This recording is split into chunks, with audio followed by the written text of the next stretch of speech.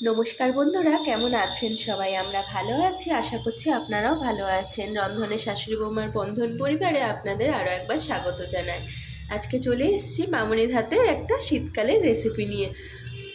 এটা পালং শাকের একটা রেসিপি। চলুন তার জন্য কি কি করে মামনি দেখুন। প্রথমেই কড়াইয়ে একটু সর্ষের তেল গরম করে দিয়ে দিচ্ছে কিছুটা বড়ি। বড়িটা এবার হালকা করে ভেজে নেবে। অন্যদিকে আমরা পালং শাকটা ভালো করে ধুয়ে জল কেটে জল ঝরাতে দিয়েছি। মামনি বড়িগুলো একটু হালকা লাল করে ভেজে নিচ্ছে, দিয়ে একটু কড়া হয়ে গেলে বড়িগুলো গুঁড়ো করে নেবে। এই দেখুন বন্ধুরা, বড়িগুলো হালকা লাল করে ভেজে নিল মামনি। এবার এগুলো তুলে নিয়ে ছোট করে গুঁড়ো করে রাখবে। এই দেখুন বন্ধুরা, বড়িটা মামনি তুলে নিয়ে আবার একটু সর্ষের তেল মামনি কড়াই দিয়ে দিল। এবার তেলটা ভালো করে গরম করে নিয়েছে। এবার এর মধ্যে দিয়ে দিচ্ছে দুটো শুকনো লঙ্কা আর দেবে সামান্য একটু পাঁচফোড়ন।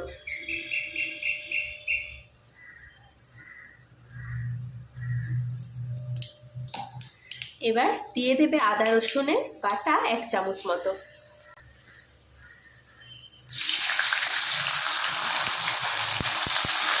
এক চামচ মতো আদা রসুন বাটা দিয়ে দিল মামনি। এবার এটা হালকা করে নেড়ে নেবে।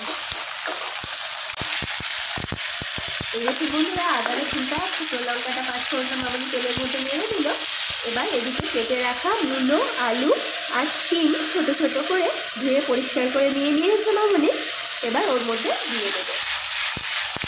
এই রান্নাটা ঠিক না করে দেখুন, এইভাবে শীতকালে একবার পালং শাকের তরকারি বানিয়ে দেখতে সবাই খুব পছন্দ করবে। ভাত, রুটি সব কিছুর সাথে এই সবজিটা খুব ভালো যায়। এবার তেলের মধ্যে ভালো করে শিম, মূলো আর আলুটা নেড়ে নেবে বেশি কিছুক্ষণ। এই দেখুন বন্ধুরা, মূলো, আলু, শিমটা মামনি তেলের মধ্যে নেড়ে নিল। এবার ছোট করে ডুমো করে কেটে রাখা বেগুনটা দিয়ে দিচ্ছে। যে কটা সবজি এখানে ব্যবহার করা হয়েছে সেগুলো সবকটাই কিন্তু ব্যবহার করতে হবে, তবেই তরকারিটার টেস্ট খুব সুন্দর আসে। সবকটাই তো শীতকালীন সবজি। এবার মামনি দিয়ে দেবে লবণ। এই দেখুন বন্ধুরা, মামনি ভালো করে শিম, আলু, বেগুনগুলো তেলের মধ্যে নেড়ে নিল। এবার এতে অল্প 1/2 চামচ মতো হলুদ গুঁড়ো দিয়ে দিল আর দিয়ে দিচ্ছে 1/2 চামচ মতো জিরের গুঁড়ো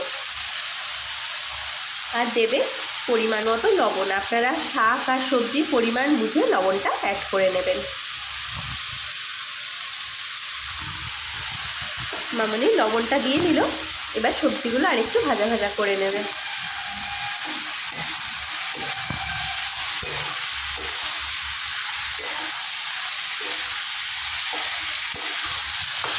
এইভাবে একবার অবশ্যই আপনারা পালং শাকের তরকারিটা বানিয়ে দেখবেন।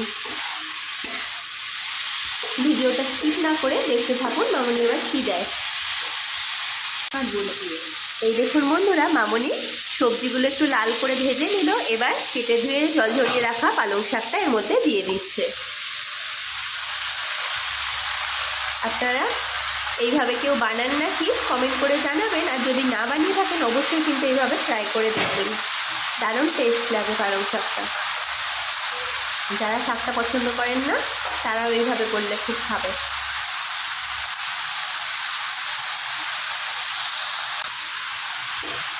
শাকটা দিয়ে মামনি ভালো করে সবজির সাথে শাকটা মিশিয়ে নিচ্ছে।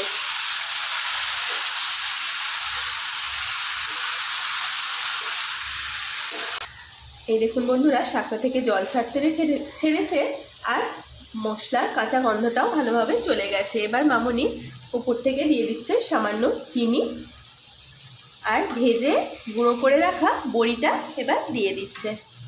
এইভাবে আপনারা বড়িটা ভেজে নিয়ে একটু ছোট ছোট করে গুঁড়ো করে নেবেন, তাহলে দেখবেন শাকের সাথে মিশে তরকারিটা দুর্দান্ত টেস্ট আসে। বড়িটা দিয়ে দিল মামনি। এবার ভালো করে মিশিয়ে নিচ্ছে। তারপরে দিয়ে দেবে পরিমাণ মতো জল। বেশি জল দিতে হবে না, শাকটা বড়িটা একটু সিদ্ধ হওয়ার মতো অল্প জল দিয়ে মিনিট 5-7 মতো ঢাকা দিতে হবে, গ্যাসের ফ্লেমটা মিডিয়ামে রেখে। দেখুন মামনি বড়িটা ভালোভাবে মিশিয়ে নিল। এবার জলটা দিয়ে দেবে। মামনি সামান্য চিনি দিল, শাকের পালং শাক তো একটু তিক্ত কষ্টা লাগে, একটু মিষ্টি দিলে ভালো লাগে। যে কোনো শাকে একটু মিষ্টি হলে ভালো লাগে, টেস্টটা ভালো আসে। আপনারা যারা পছন্দ করেন আর নাও দিতে পারেন, কিন্তু দিলে টেস্টটা বেশি ভালো আসে, আপনারা দেওয়ার চেষ্টা করবেন। মামনি দিয়ে দিল পরিমাণ মতো জল, এবার ঢাকা দিয়ে মিনিট সাথে হতে দেবে। চলুন 5-7 মিনিট পরে আবার আপনাদের দেখাচ্ছি। ভিডিওটা স্কিপ না করে দেখতে থাকুন, ভালো লাগলে লাইক করে দেবেন আর কমেন্ট করতে ভুলবেন না। এই দেখুন বন্ধুরা, 5-7 মিনিট পরে আমরা শাকের তরকারিটার ঢাকা খুলে নিয়েছি। মামনি ভালো করে নেড়ে চেড়ে দেখে নিল সব সিদ্ধ হয়েছে কিনা।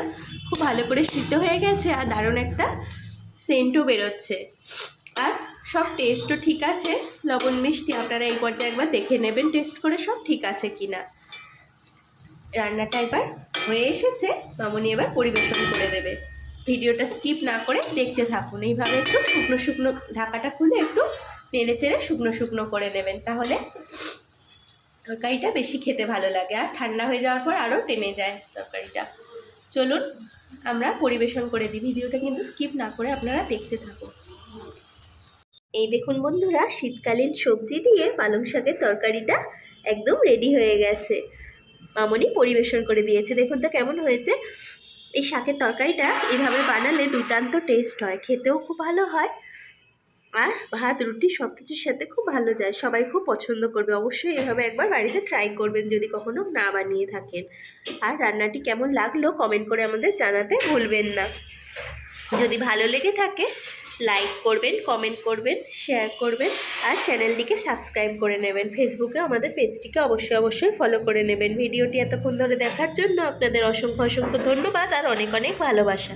আজ তাহলে আসি, আবার দেখা হবে অন্য কোনো দিন অন্য কোনো নতুন রেসিপি নিয়ে। ততক্ষণ আপনারা ভালো থাকুন, সুস্থ থাকুন।